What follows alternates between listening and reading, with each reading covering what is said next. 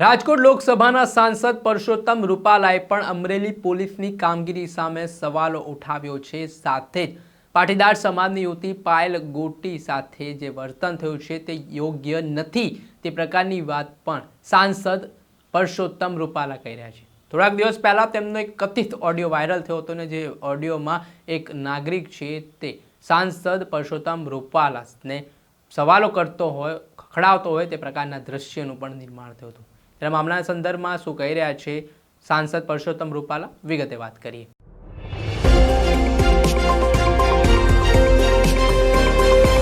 શું તમે અમદાવાદમાં ઘર લેવાનું વિચારી રહ્યા છો, ઘર શોધી રહ્યા છો, તો પછી ચિંતા મૂકી દો। શું કામ ચિંતા કરવાની જરૂરિયાત છે? કેમ કે અમદાવાદના પાલડી વિસ્તાર ખાતે સ્થિત ન્યૂ શારદા મંદિર રોડ પર અનંત શિવ નામના એપાર્ટમેન્ટમાં એક ફ્લેટ વેચવાનું છે।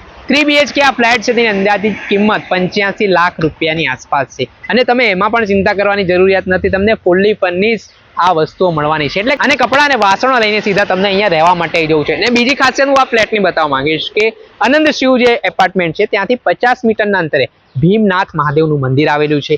50 મીટરની અંતરે શ્રેયાસ મેટ્રો સ્ટેશન પણ આવેલું છે। એટલું જ નહીં, ભીમનાથ મહાદેવ મંદિરની બાજુમાં જૈન મંદિર પણ આવેલું છે। એટલે તમે ધાર્મિક રીતે પણ જોડાયેલા હો, સાથે તમને હરવા ફરવાના શોખીન હો તો ખૂબ જ સુવર્ણ તક માનવામાં આવી રહી છે। એટલું જ નહીં, આ જે ફ્લેટની ખાસિયત એવી છે કે આમાં તમને 3 BHK ફ્લેટ તો મળશે, સાથે સાથે 60 વાર એક જગ્યા પણ છે તે આપવામાં આવશે। આજે જ આ સ્ક્રીન ઉપર દેખાઈ રહેલા નંબર ઉપર સંપર્ક કરીને વધુ વિગતો મેળવો। નમસ્કાર દર્શક મિત્રો, સ્કાયનેટ મીડિયામાં આપનું સ્વાગત છે। હું છું ફૈઝાન। હાલ વર્તમાન સ્થિતિમાં અમરેલી જિલ્લામાં રાજકારણ જબરજસ્ત ગરમાયું છે।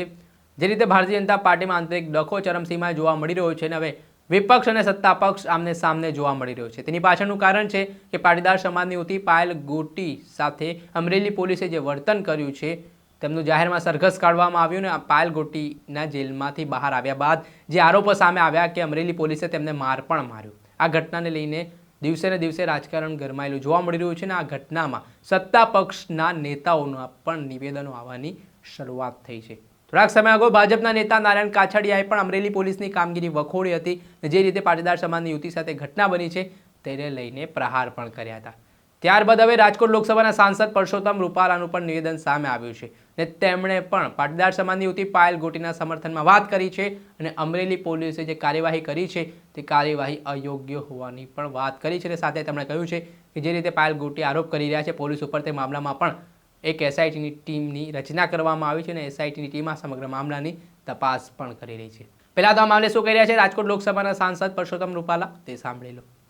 છે ને આજે પણ આપના માધ્યમથી બહુ સ્પષ્ટપણે કહેવા માંગુ છું કે એમાં પોલીસે ઉતાવળ કરેલી છે। દીકરીની સાથેનો પોલીસનો વ્યવહાર યોગ્ય નથી। સાહેબ, હવે રાજકારણ થઈ રહ્યું છે આખું, કારણ કે કોંગ્રેસ હવે ધરણા કરે છે।